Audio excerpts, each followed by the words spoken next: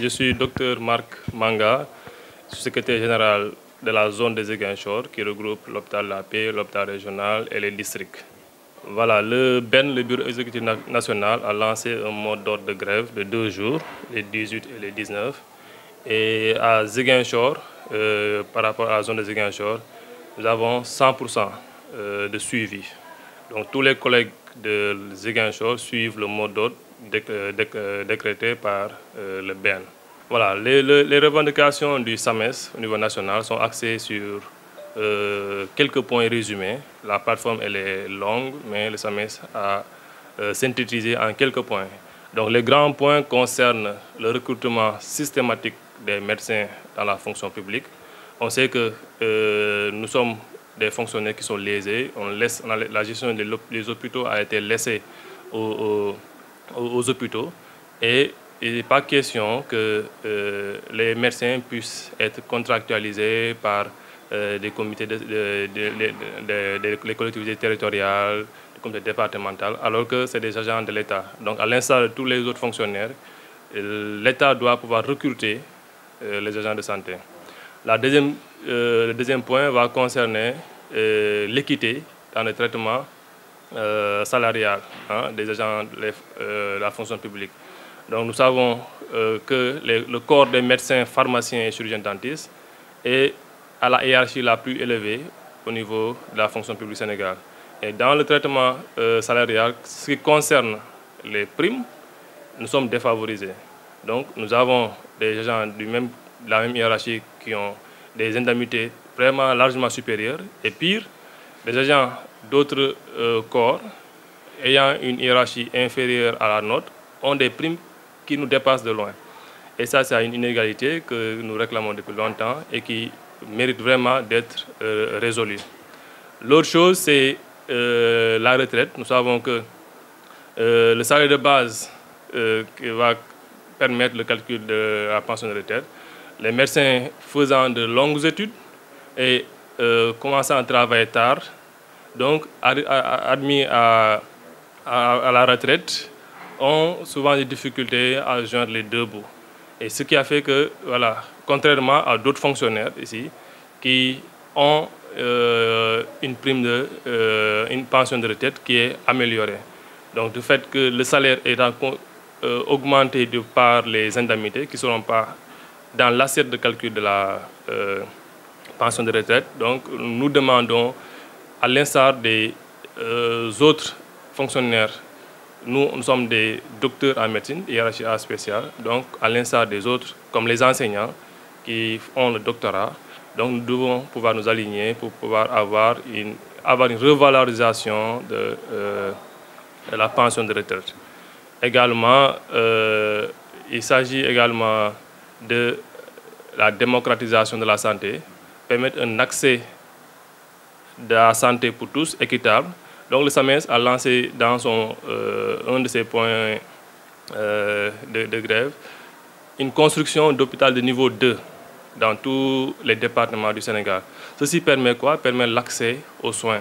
Donc les populations pourront avoir accès aux soins, retrouver des ressources humaines recrutées par l'État et qui permettent d'améliorer un peu l'offre de soins.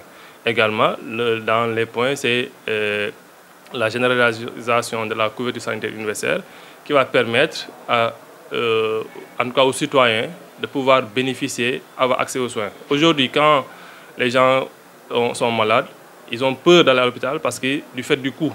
Aujourd'hui, si la couverture sanitaire universelle est généralisée, donc les gens n'auront plus peur d'aller à l'hôpital. Ils pourront avoir recours aux structures de santé le plus rapidement possible.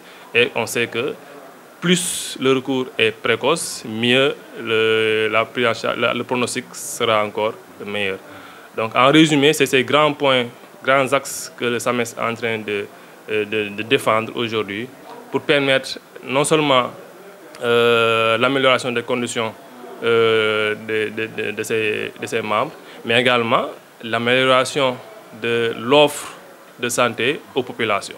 Bon, malheureusement, on n'a pas pu avoir les chiffres, mais c'est des choses qu'on peut avoir vite fait. Mais plus de la moitié, ou bien autour de la moitié, en tout cas, sont contractualisés. par le ministère de la Santé, par les collectivités territoriales, surtout dans le district, par les conseils départementaux qui contractualisent. Donc les fonctionnaires recrutés par l'État dans la fonction publique, voilà, donc ne sont pas aussi nombreux que ça. Merci. Comme ñu jàll ci wolof bi docteur c'est vrai. Alors man la docteur Marc Manga di médecin secrétaire général en tout cas SAMES bu zone Ziguinchor zone Ziguinchor bu regroupé 3 départements yi donc bu am hôpital La Paix hôpital régional ak centre de santé mooy district Silence Oussouye Bignona Diouloulou Thionck-Essyl. Voilà si zone Ziguinchor bu ñu defee le point gis nañu que médecins yëpp respecté nañu mot d'ordre bi 100%. Respect mot d'ordre bi dafa àndaale ak lu ñu naan service minimum maanaam gestion des urgences maanaam ñëpp ñu ngi respecté mot d'ordre bi mais képp population bu am urgence bu am souci de santé su demee kër docteur dina fekk ay médecins yoo xam ne dañ ko taxaw mën ko faj parce que dafa nekk en situation d'urgence ñëpp ñoo xam ne seen feebar bi mën na xaar dinañ ko ne dinañ xaar ba jeudi. Voilà suñuy points yi bëri nañu mais dañ ko tënk ci ay quelques points donc premier bi mooy recrutement médecins yi ci fonction publique donc dañu ne médecins yi suñuy jàng bu gudd ba pare dañu war a jël automatiquement ci fonction publique loolu la ñu gis ci yeneen fonctionnaires état donc pourquoi pas ñi bàyyi ñi bàyyi médecins yi ñi hôpital yi di leen recruter wala maire yi di leen recruter wala conseil départemental di leen recruter dañu ne tey jot na que médecins yi ñu état bi mu noon seen employeur donc fonction publique muy recruter médecins yi yëpp ñu pare parce que voilà besoin baa ngi ci population bi médecins yi doyuñu ci hôpitaux yi population yi di nga dem ci benn hôpital doo fekk peut-être médecin bu doy boo xam ne dina mën a jël sa préoccupation en charge. beneen bi mooy lu ñu naan prime donc prime yi ñun médecins yi dañu nekk catégorie A spéciale hiérarchie A spéciale donc bu doon catégorie bu gën a kawee ci fonction publique mais dañu gis ni ki ci côté prime dañoo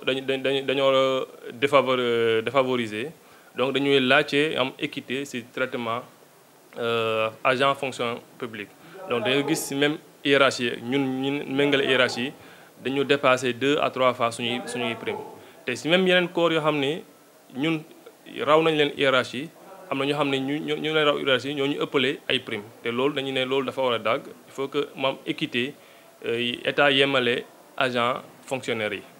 beneen bi mooy wàllum retraite gis nañu médecins yi seen jàng daa sori daa gudd te bu ñuy liggéey dañuy yéex a liggéey parce que suñuy paree seen jàng bi pare def spécialisation day fekk mag nañu donc suñuy màggee temps bu ñuy durée bu ñuy am pour liggéey du leen permettre ñu mën a am retraite bu baax donc ñu ne il faut que ñuy xoolaat retraite yi pension retraite yi ñu xool luñ ciy bàyyi ci indemnité yi comme ça ñu mën a am retraite boo xam ne dañuy am une retraite décente.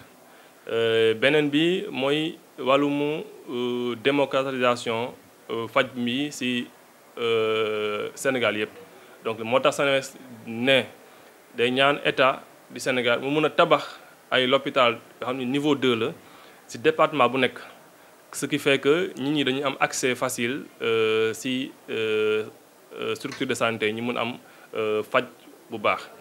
beneen bi mooy couverture sanitaire universelle dañu ne il faut que ñuy généraliser ko ñëpp mun ci am loolu may permettre tey ku feebar doo ragal coût bi lu ngay fay parce que am nga keneen un tiers payeur koo xam ni moom moo lay ñëw fayal.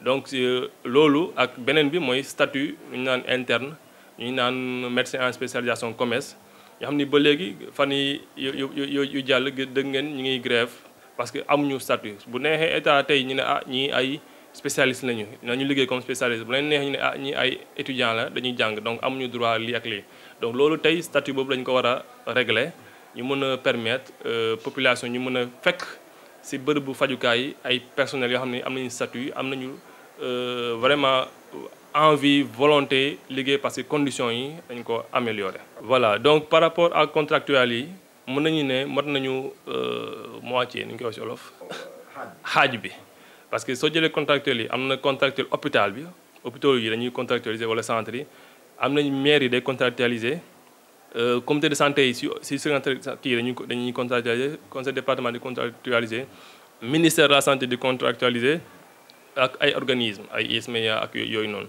donc état mooy fonction publique mi tax ñu naan fonctionnaire yu muy jël vraiment xaaj bi mën nañu ne xaaj bi motu ko waa donc moo tax il faut que tey ñu mën a permettre médecins yi ñu mën leen jël fonction publique tey agent fonction yeneen agent yoo xam ne sa ay contracté lañu dañu nekk ci ay problèmes yu dul jeex. jërëjëf. jërëjëf.